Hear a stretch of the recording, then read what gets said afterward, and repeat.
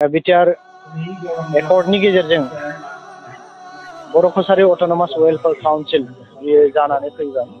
दा बेयो दिन्दांदां महराव दङ।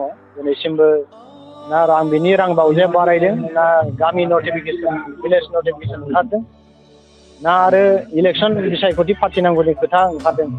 दा बेफोर खोथाया दिनै आद्रा जानानै दं।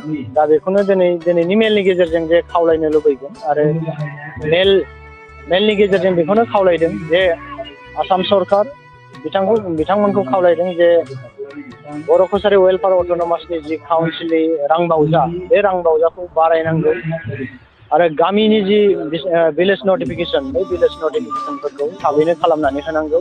आरो गुबुन मोनसे बाथ्राया जाहैबाय भिलेज नटिफिकेसन फोसावखांनायनि उनाव आरो बिसायख'थिखौ थाबैनो खुंनानै होनांगौ।